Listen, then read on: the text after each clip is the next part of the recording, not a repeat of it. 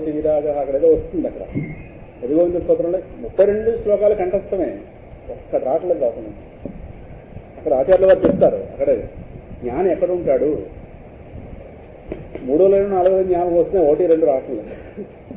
మూలం తరవహో కేవలం ఆశ్రయించారు, కేవలం అక్కడ మాత్రం ఉంటారు సార్. వృక్ష మూలంలో పెద్ద పెద్ద చెట్లు ఉంటాయి, ఆ కింద ఉంటారు. ఒకవేళ వర్షం వాన ఇలాంటివి ఏమైనా వస్తే ఆలయం యొక్క ఉంటాయి కదా బయట, అలాంటి చోట్ల ఉంటారు. ఇంకా మరి ఈయన గారు ఏదో భిక్ష వేస్తారు సరే, మరి వాళ్ళు వేసిన భిక్షను పట్టుకోవడానికి పాత్ర పాణిత్రయం భోక్తుమామంత్రయం. నిజమైన సాధువు అయితే పక్కన భిక్షాపాత్ర కూడా పెట్టుకోకూడదు, దాని మీద అటాచ్మెంట్ ఏర్పడుతుంది. సందేహం లేదు, ఒకటి తయారు చేసుకున్నామా అటాచ్మెంట్ వచ్చేస్తుంది, ఇది నాది అనే భావన ఏర్పడుతుంది. ఇటువంటి భావన ఏర్పడిన మహానుభావుడు ఉన్నాడు, చెప్పుకుందాం. అందువల్ల తన చేతుల్ని భోజన పాత్రలుగా చేసుకుంటారు. వాళ్ళు అనొచ్చు, ఏమంటే ఈ పలానా పాత్ర పట్టుకెళ్ళి మీద పెట్టుకోండి. మీరు వేయడం ఇంటి దగ్గర రెడీమేడ్ పాత్ర ఇంకా అయితే కడిగించుకోవడం సులభం, ఏ దగ్గర కట్టలేదు, ఏ గోళ దగ్గర నిలబడితే అయిపోయింది, అయితే నెక్స్ట్ మళ్ళీ అన్నాడు సిద్ధం ఉంది కదా. దాచుకోవాలి, ఎవడో ఎత్తుకుపోతాడు, చెయ్యి ఎవడో ఎత్తుకుపోదు కదా మన దగ్గర నుంచి, మనస్పృహం ఉన్నప్పుడు. అందువల్ల అంతే, ఇంక దీని మీద ఆలోచన ఉండకూడదు. అంటే వాళ్ళది ఒక్కటే, ఏది కూడా నాకు ఆలోచన అవ్వకూడదు, భగవంతుడు తప్పించి ఏది ఆలోచన. మనం ఒకటి తయారు చేసుకుంటామంటే అది మనకు పెద్ద ఆలోచన విషయం మనకు అర్థం. ఇల్లు ఒక పెద్ద ఆలోచన, ఇంట్లో వాళ్ళు పెద్ద ఆలోచన, ధనం ఒక పెద్ద ఆలోచన, వస్త్రాలు ఒక ఆలోచన, వాహనం ఒక ఆలోచన, సరే శరీరం ఎలాగో ఆలోచన, దాచుకున్నది ఆలోచన, దాచుకోవలసింది ఆలోచన, దాచుకోవాలన్నది ఆలోచన, ఆలోచన ఆలోచన ఆలోచన ఆలోచన. వీటి మధ్య మనకి ఆవేదన, ఏమిటో ఆందోళన కాదా. ఏమొస్తాయి వీరాదు కూడా వస్తుంది. లోపల ఆలోచనలో అచ్యుతుడు ఉంటే ఆనందమేమో కానీ ఈ దరిద్రాలన్నీ కలిసి దానితోడు ఇంకా మనం అన్నవాడు వాడి యొక్క చెక్క ప్రవర్తన మనమే పడుతుంది.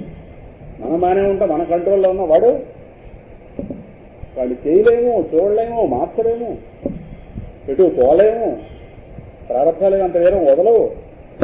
ఎక్కడికైనా పోవడానికంటే లోపల నుంచి ఆ ధైర్యం రావాలి, అంత మనకి లేదు. ఎలా వాడు చూస్తే తిక్కగా ప్రవర్తిస్తున్నాడు, వాడు కొడుకే కావచ్చు, ఇంకోటి కావచ్చు, ఇంకోటి కావచ్చు, ఇంకోటి కావచ్చు. వాడి ప్రారంభం మనం కేవలం మన ప్రారంభం అవటం మనమే కాదు, వాడి ప్రారంభం మనం మిత్రేస్తుంది. తప్పదు, సంబంధాలంటే ఇవే. ఒకటి వల్ల ఒకటి వచ్చి 10 మందికి పడిపోతే 10 మంది వాడి వల్ల ప్రమాదం ఉంటారు కాదా. అందువల్ల అంటే భోజనం కోసమైనా పాత్రలు వగైరాలు సంగ్రహించుకునే స్వభావం లేనివారు వాళ్ళు ఇంటికి పిలిచి వెండి కంచాల్లో భోజనం పెట్టినా తినకూడదు. కంచం మీద అపెక్ట్ ఏర్పడిపోతుంది. ఉత్తరాకు లేదా అరిటాకు లేదా పెడుకోరాకు. వాళ్ళకు ఉంటే ఉండొచ్చు, బంగారం కంచంతో పెడితే పెట్టచ్చు, వీడి తినకూడదు. నీకు ఉంచుకుంటే మనవాడు పెట్టుకో. బుద్ధిమంతుల్లా చెప్పాలి అనుకుంటాం. పెద్ద కబుర్లు చెప్తుంటారు, చూస్తే అయిపోతుందని. చూస్తేనే అంటుకుపోతుంది. భగవద్గీతలో చెప్తున్నాడుగా, మనం ఏంటి పెద్ద వేదాంత పరమాత్మ నుంచి వెళ్ళిపోయినట్టుగా మనం చూసేనా అంటుకుపోతుంది. ఇంత బంగారం కాకపోయినా వెండిదైనా తయారు చేసుకుంటే బాగుండేది. ఉన్నాడు కానీ ₹1 దాచలేదు కదా. ఇప్పుడు ఆయన పక్షి $50 కంచం పడుతుంది, కనీసం టిఫించిన కంచమైనా సరే. ఇంత ఇల్లు అన్నాక వెండి కంచం లేకపోతే ఎలా వెధవబతుకు. అదొకటి వెధవబతుకు అంటే ఈ భగవంతుడు పొందకపోతే వెధవబతుకు, కానీ వెండి కంచం అయితే వెధవబతుకుని ఏ వేదాంతం చెప్పలేదు.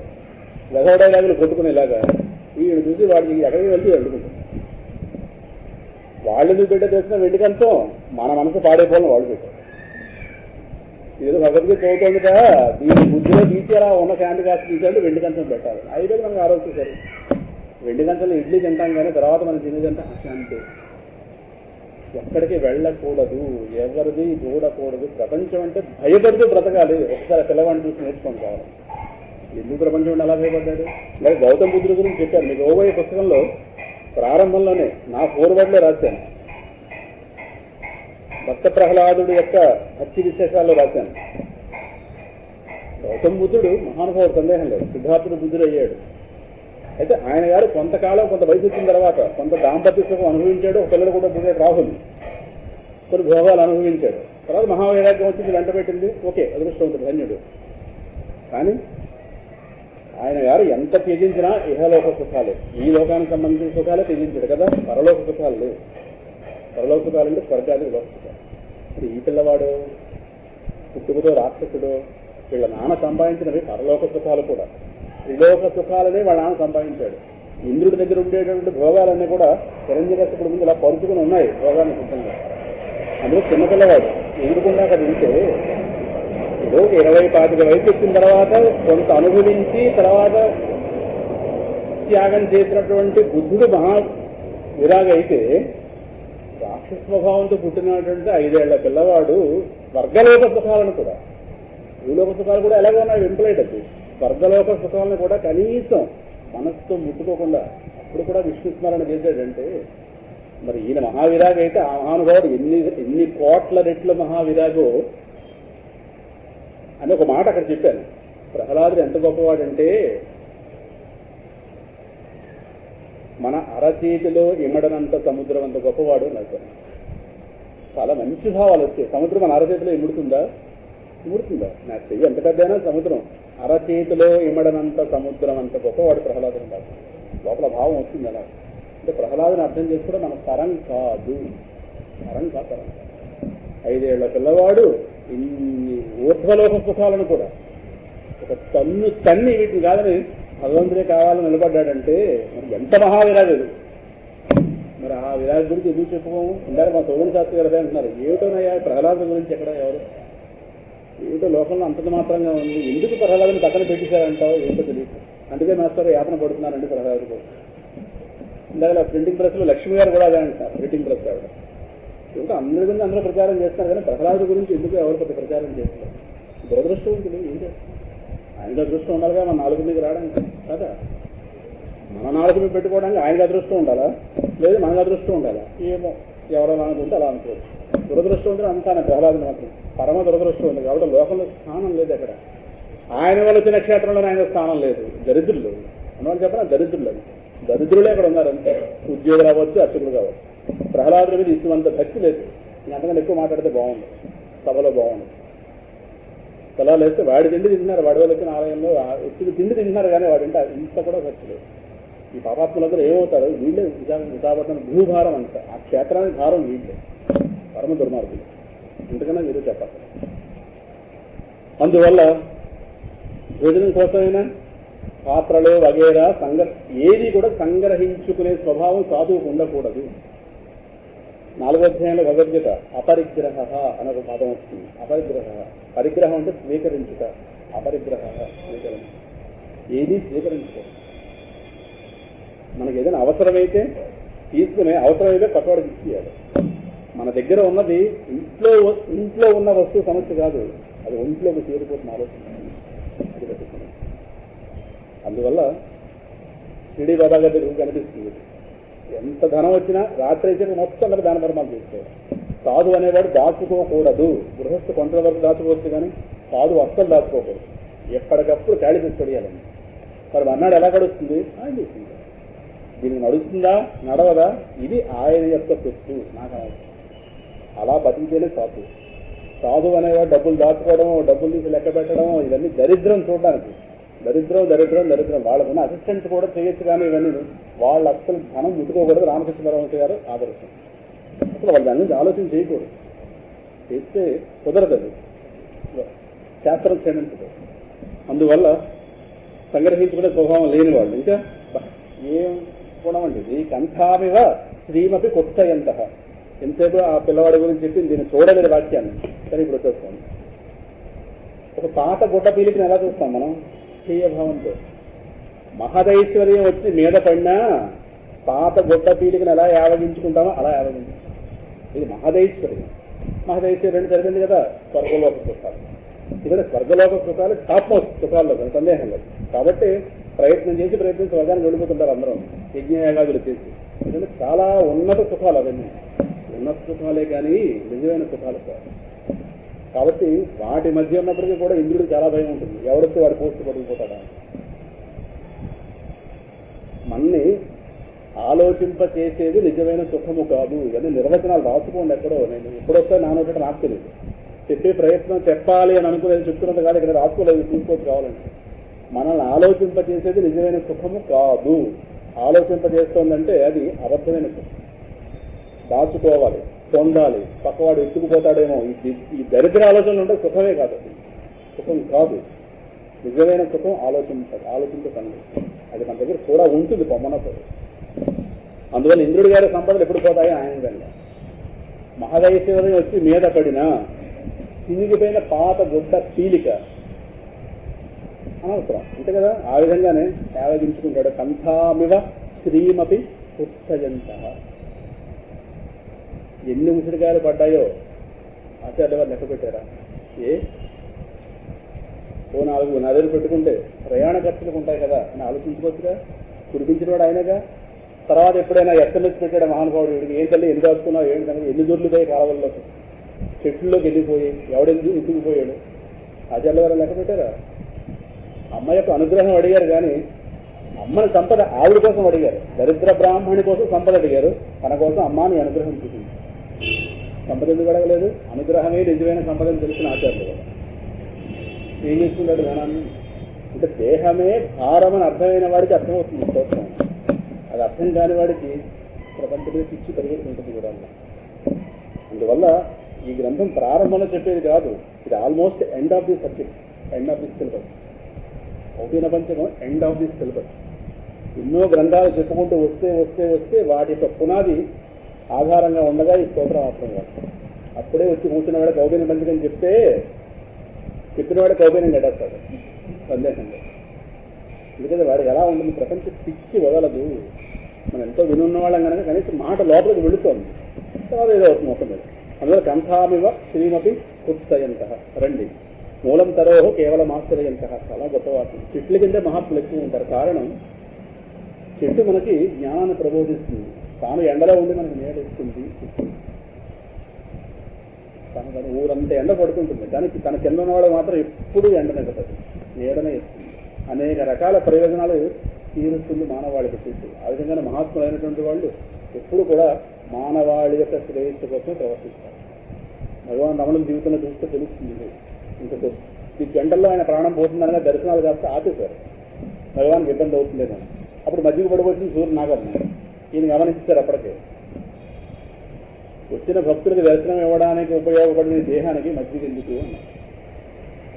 ఈ దేహానికి మజ్జిగ ఎందుకు నాగమ్మ? ఆవిడకి అర్థమైపోయింది. వెంటనే దర్శనం మళ్ళీ ఊరించారు. ఆకర్షణం దాకా భక్తుల కోసమే. ఇదే మాట ప్రహ్లాదుడు అంటాడు.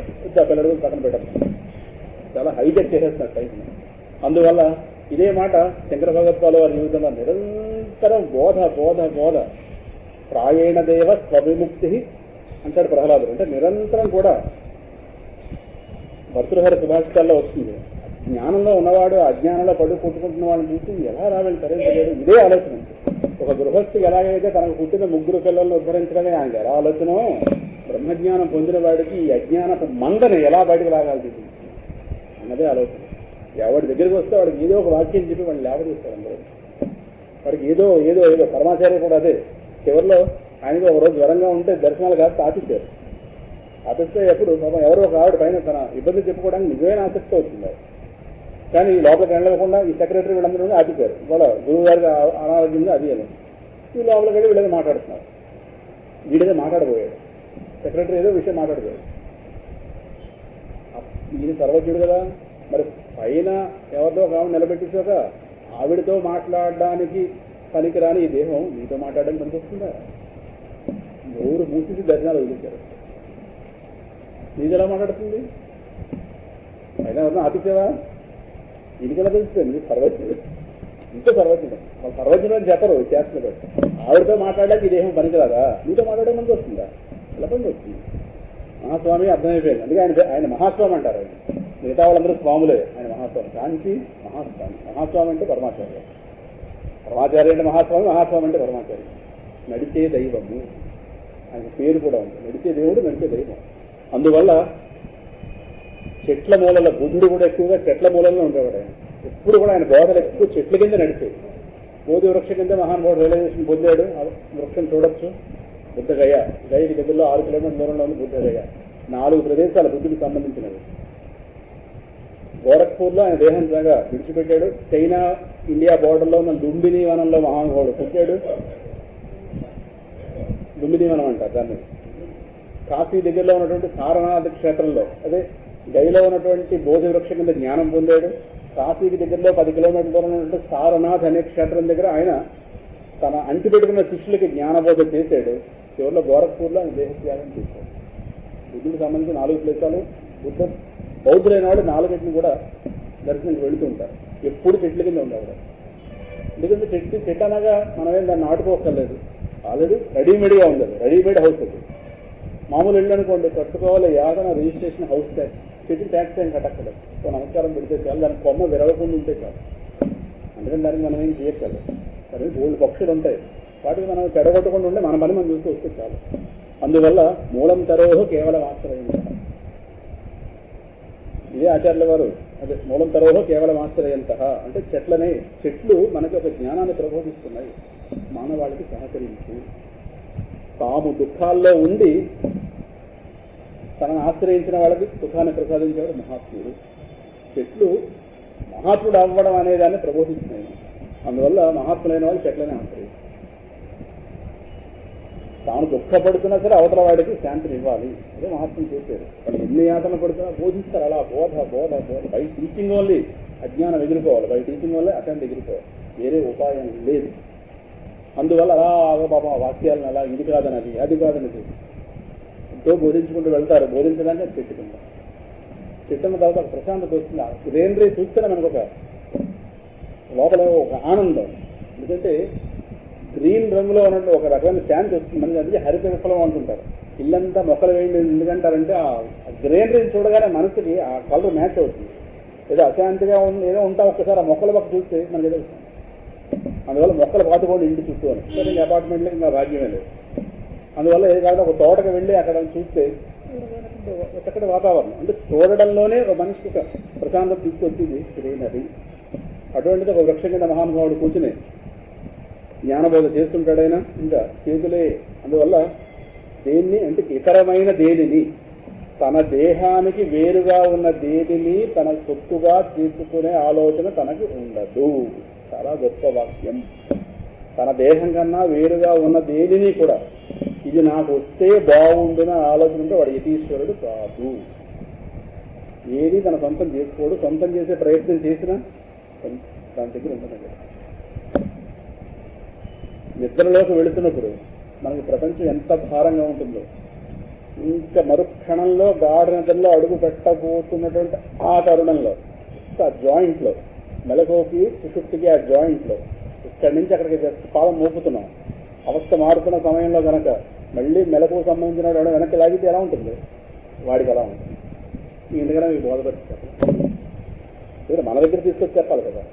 ఇది నేను రాసిన పుస్తకంలో రాశాను. ఒక పరమశాంతిలో ఉన్నటువంటి మంచి నిద్రలోంచి మనల్ని ఇంట్లో వాళ్ళు నిద్ర లేపితే ఎలా ఉంటుంది? సతాయించి జన్మభూమి ఎక్స్ప్రెస్కి వెళ్ళాలి. లే లే లే లే లే వాడిని రుద్రభూమి పంపించేద్దామని చూస్తాం. మనం జన్మభూమి వెళ్ళాలని కాదు. ఇది ఎలా చంపించి పొడి చేద్దామని వెళ్ళాను అంటే అంత నిద్రలోంచి కరెక్ట్గా జన్మభూమికి వెళ్ళాలి మనం లేపని చెప్తాం. సరే కాదంటలేదు. ఎంత సతాయింపుతో అప్పటిదాకా మన ప్రపంచం కనెక్షన్ లేదు, అప్పటిదాకా దేహం కనెక్షన్ లేదు, ఎక్కడో ఆనందంలో విహరిస్తున్నాం. అక్కడున్న ఒక్కసారి మనకి ఈ దేహం ప్రపంచం వచ్చి అటాచ్ అయితే ఎలా ఫీలింగ్తో ఉంటాం? అదే ఫీలింగ్తో రోజంతా ఉంటాడు ప్రపంచం. ఎందుకైనా చెప్పడానికి మనం ఆ సమయంలో ఉంటాం. తర్వాత సరే మనం ప్రపంచాలను ఇంకొకసారి మళ్ళీ వెనుకలోకి వచ్చిన తర్వాత పులి కాగితమైంది, మళ్ళీ మోహాలన్నీ విజృంభించాయి. ఆ క్షణం ఎలా ఉంటాం? అదే వైరాగ్యం పాయింట్ అంటే. వైరాగ్యం అర్థం అవ్వాలంటే అదే సరైన అది రాశాను. నా ప్రహ్లాద హృదయం అనే టాపిక్లో 32 పాయింట్లు రాస్తే 32 పాయింట్లో ఒక పాయింట్ రాశాను. ఎలాగైతే ఆ సమయంలో ప్రపంచం నీకు ఎంత భారంగా ఉంటుందో, దేహం ఎంత భారంగా ఉంటుంది, ఇంట్లో వాళ్ళు శత్రువులు ఎలా కనిపిస్తారు ఆ క్షణంలో కనిపించరా? మొహమాట మీరు చెప్పట్లేదు కానీ మీకు రోజు లేదు కదండి. మీకు ఉన్నాయి కాబట్టి చెప్తాం, లేదు మీకు చెప్తాం. అందరికీ కూడా సమస్య. శత్రువుని కనిపించరు. ఎవరైనా శత్రువే ఆ సమయంలో. ఈడ కూడా పూర్తి తినేస్తాడు మళ్ళీ, లేకపోతే మళ్ళీ వెనకలాగి లే లే లే అంటే వాళ్ళు ఎత్తిపడి ఊరికి ముందు మనం లేపడానికి వాడేకున్నాడు. నేను ఒకరైనా మెలుపులో హింస పొందా, నువ్వు మెలుపులోకి రా, నువ్వు మెలుపులో ఇద్దరు కలిపి హింస పొందుదాం. ఏదైనా ఇద్దరం కలిపి ధర్మేచ కామేచ అద్వేచ హింసేచ నాటి చరామి. హింసలో కూడా నేను దాటి వెళ్ళను కదా నేను. లే ఇడ్లీ పెట్టు, దిక్కుమాల ఇడ్లీ పెట్టు, లే చంపేస్తున్నావురా నువ్వెక్కడ పట్టక నిద్ర పట్టింది 3 దాకా నిద్ర లేదా అటు తిరిగాను బుర్ర పెట్టి చంపించాలి కదా. ఏదో అదృష్టం బాగుండి నిద్ర వచ్చింది. లేకొస్తావా నీ ఇంటికి కోసం కొని తెచ్చుకోవచ్చు కదా ఎక్కడో అక్కడ. అదే బయట ఫుడ్ నాకు పడదండి. బయట ఫుడ్ పడదు, బయట ప్రపంచం పడుతుంది మళ్ళీ. బయట ఫుడ్ పడదు మళ్ళీ, బయట ప్రపంచం మాత్రం అందరూ హ్యాపీ కదా. అందువల్ల ఆ దశలో ఎలా ఉంటామో రోజంతా అదే దశలో ఉండేవారు సాధకుడు.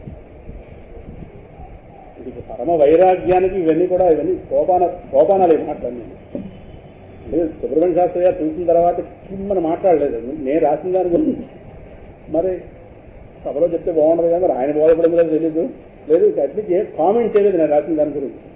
ఏదో షణ్ముఖ శర్మ గారు చెప్పిన దాన్ని ఆధారంగా చేసుకుని తన ఏదో ఉపసంహారం మీద రాశాడు. షణ్ముఖ శర్మ గారు చెప్పింది నేను ఏది రాయలేదు, షణ్ముఖ శర్మ గారు చెప్పకముందే రాస్తున్నాను వాక్యాలన్నీ. సరే ఆయన దగ్గర వాదించడం ఎందుకు, ఇవన్నీ లోపల నుంచి నాకు తోచినవి. సరే నా గురించి ఆయన అంత వివరంగా చెప్పక్కర్లేదు, ఆయన అడగలేదు. కానీ ఒక మహావైరాగ్యాన్ని ఒప్పించాను ఆ వాక్యాల్లో. అందులో ఆయన ఏమైనా కొంచెం రియాక్ట్ అవుతారేమో అని 4 వర్డ్ రాశారు. ఆయన ఏమైనా అంటారేమో అని ఆయన దగ్గర కూర్చున్నాను, కానీ మొళ్ళవే కూర్చున్నట్టే కూర్చున్నాను. కానీ ఆయన నోటితో చెప్పలేదు, కానీ గ్రంథంలో రాశారు. ఏదో ఆయన వల్ల ఇన్స్పిరేషన్ పొందానని, ఆయన వల్ల ఇన్స్పిరేషన్ కొంత పొందానేమో, కానీ చాలా ఇన్స్పిరేషన్ లోపల నుంచి అవన్నీ పడిపోతే 8 అంశాల కింద నా దాంట్లో పెట్టాను. అందులో ఈ వైరాగ్యం మాటలకి ఆయన కూడా కొంచెం వైరాగ్యం పడుతుంది ఈ మధ్య. చూస్తున్నాను ఆయన మాటలు ఎప్పటికప్పుడు పడతా అందు శాస్త్రాలు తెలిసిన వాడికి. అందువల్ల కొంచెం ఏమైనా రియాక్ట్ అవుతారని అనుకున్నాను, కానీ ఎవడో ఎలా రాస్తే వైరాగ్యం గురించి అంటారేమో అనలేదు. నా అదృష్టం ఉంటుంది. నన్ను ప్రశంసించమని అసలు, కానీ వాటిని పెడితే ఏదో బాధ ఉంటుంది. అందువల్ల వేరుగా ఉన్నదాన్ని దేని కూడా సొంతం చేసుకునే ఆలోచన ఉండదు. ఉంటే యతీశ్వరుడు కాదు. దేహమే భారమైన వాడికి ఇవన్నీ ఎక్కడ తీసుకొస్తాం? దేహమే భారం పోస్తున్న వాడికి రమణమహర్షి గారు అంటారు కదా, పెద్ద ఏనుగును పట్టుకొచ్చి చిన్న గుడిసెలో పెడితే ఎలా ఉంటుంది? నా పరిస్థితి అలా ఉందిరా బాబు. 6 అడుగుల దేహం, వెంకటరామన్ అనే దేహం. ఈ దేహంలో చూస్తే అనంతమైన వస్తువులు, చచ్చిపోతున్న లోపల ఉండలేక బయటకు రాదు. ఎప్పుడు దీని తేడా వెళ్ళిపోతుందా అని ఇదంతా ఎదురు చూసేవారు. ఆ దేహం ఎక్కడ మరణంతో వాళ్ళకి అలా ఉంటుంది. ఎందుకంటే వాళ్ళు శాంతిగా ఉండడానికి దేహం అవసరం లేదు. దేహం పెద్ద అవరోధం కూడా. ఆ స్థితిలో ఉన్నటువంటి వాళ్ళకి ఏదో సొంతం చేసుకోవాలి, ఏదో దాచుకోవాలి, ఎక్యూములేషన్ అనేది వాళ్ళకి ఉండదు. సంగ్రహించుట అంటే సమస్య తెచ్చుకొనుట అంతే. ఈ ప్రపంచంలో ప్రతిదీ ఈశ్వరుడు. ఇదంతా ఎవరిదో వాడిని ఆధారపడి బతికేవాడికి సంగ్రహించుకోవడం ఎందుకు? ఏది అవసరమో అది వస్తుందండి.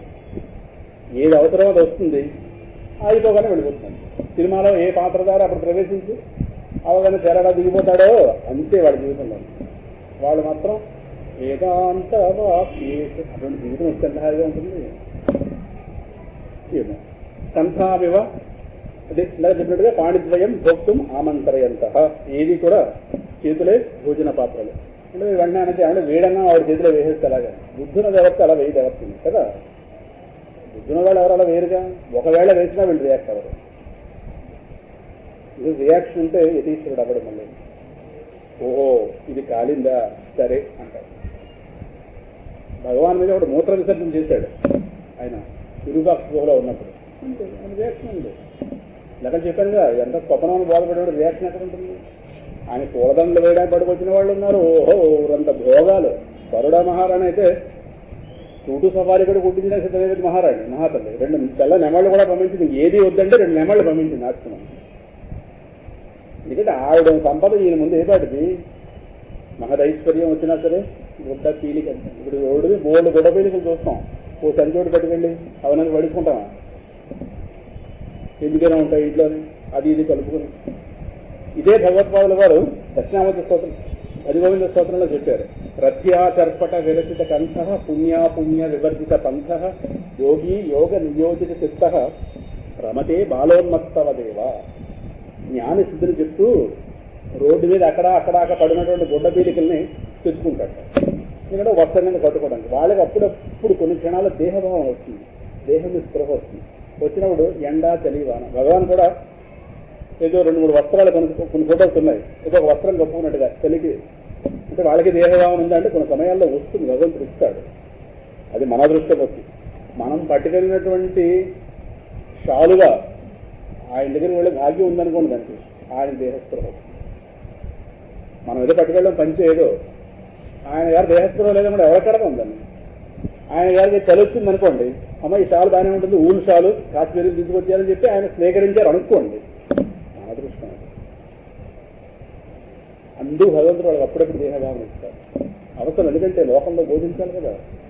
అందువల్ల ఆ దేహభావన వచ్చినప్పుడు ఎండా వాన తేడా తెలుస్తుంటుంది. తెలుస్తున్నప్పుడు ఏదో వస్త్రం కప్పుకోవడం ఏదో ఆ విధంగా బ్రహ్మజ్ఞానం. నాకంటూ స్త్రీ పురుష నపుంసక భేదాలు లేవు, కానీ లోపల ఉన్నాయిగా. అందువల్ల వాళ్ళ కోసం ఏదైనా వస్త్రం చుట్టాలి. అందువల్ల ఏ వస్త్రం బాంబిడీం కదల కాదు, ప్రత్యాచర్పట విరచిత కంఠ. రోడ్డు మీద ఉన్నటువంటి బొంత పీలికలు ఉంటాయే, గుడ్డ ముక్కలు, అవన్నీ కలిపి భగవాన్ ఏదో ముళ్ళు పట్టుకొచ్చి దారంతో ఉంటే సూది ఎవరినమని అడగడం కాదు, మళ్ళీ సూది తెస్తే దారం ఇవ్వమంటారు, దారం వస్తే ఇంకోటికి పంపించంటారు. కోరిక ప్రారంభమైందా ఇంకా ఆగదు. అదో ప్రకృతిలో సహజంగా దొరికే వాటితోనే చేసేవారు అంతే. అందువల్ల ఒక ముళ్ళు తీసుకుని దాని దారం తెచ్చేవారు. ఆ దారం ఎక్కడొకటి దొరికింది తెచ్చేవారు. ఏది ఎవరిని అడిగేవారు కాదు. అడిగితే బ్రహ్మజ్ఞాని కాదు ఇప్పుడు. ఆయన ఏది అవసరమో భగవంతుడు ఇస్తారు. అడిగి పక్కవాడిని అడిగేమో మనలో వెలుతుందని అర్థం. యతీశ్వరుడు కాదు, ఇవన్నీ యతీశ్వరుడికే లక్షణాలు మనం పొందుకోవచ్చు. అక్కడ వాళ్ళ అవసరం గుర్తించి మనం పట్టుకెళ్ళాలి, తీసుకుంటారు. నోరు విడిచి వాళ్ళు అడగకూడదు. అందువల్ల అది విడిచి ఆ బొంత పీలిగా ఈ బొంత పీలిగా కొట్టి చిన్న గుడ్డ కట్టుకుని పట్టుకుంటారు. మరి ఆయనకి పుణ్య వివర్తిత సంస్థ. పుణ్యం లేదు, పాపం లేదు. ఆయన పుణ్యమైన పాపం ఏంటి? రెండు బ్యాగ్ వెళ్ళిపోయినాడు. కానీ మైండ్ ప్లేన్లో ఉన్నవాడికి పుణ్యం పాపం is all is nuisance and non sense. పుణ్య వివర్తిత సంస్థ. మరి యోగి యోగ నియోజిత, యోగం చేత తన మనసు నియమించుకున్నవాడు. ఎలా ఉంటుంది ఆయన ప్రవర్తన? రమతే బాలోన్మత్తవది. చిన్నపిల్లలు ఎలా ఉంటారు అలా ప్రవర్తిస్తుంటాడు, పిచ్చి వాళ్ళ ఉంటాడు. వైకుంఠ చింతా వివర్జిత చేస్తుడై ఒక్కడే ఏడుచు మర్చిపోతాడు. పిల్లవాడి గురించి చెప్పద్దా, ఇది రాయమంటే ఆపేస్తానండి, లోపల చూసేస్తాడు కదా నా గురించి ఏదో చెప్తాను. వైకుంఠ చింతా వివర్జిత చేస్తుడై ఒక్కడే ఏడుచు మర్చిపోతాడు. అశ్రాంత హరిభావనారూఢ చిత్తుడై ఉద్ధతుడై పాడు నొకచోట. ఇష్టుడింటియగా వేరుండు లేదని ఒత్తిడి నలుచుండు నొకచోట. నలినాక్షుడను నిధానము గంటి నేనని ఉబ్బిగంతులు వైపు నొకచోట.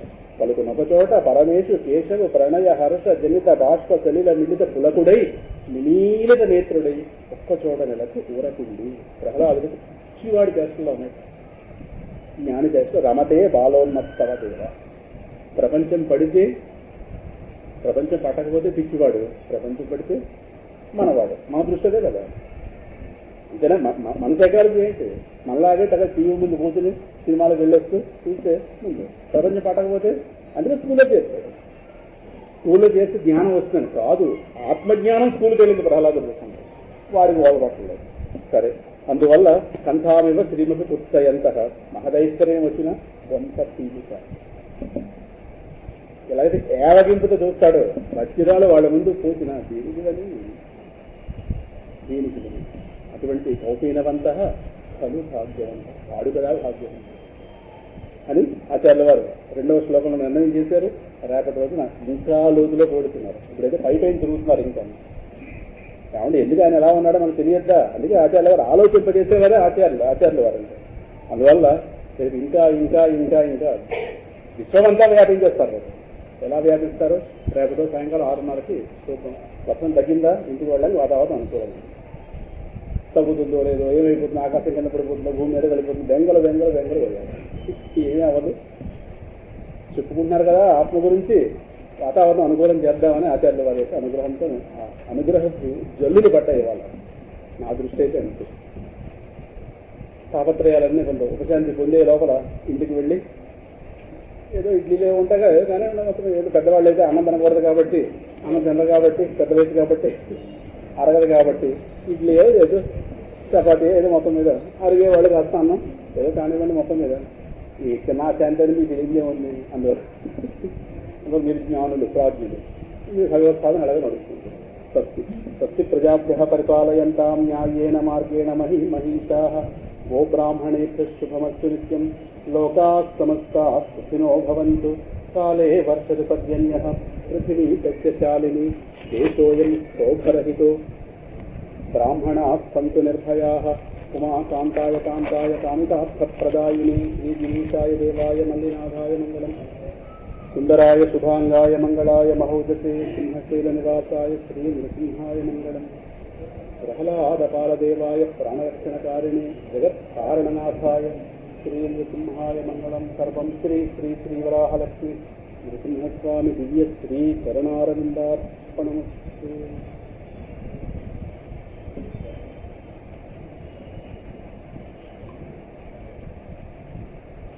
నేను కూర్చున్నానే 3 శ్లోకాలు అని చెప్పాను.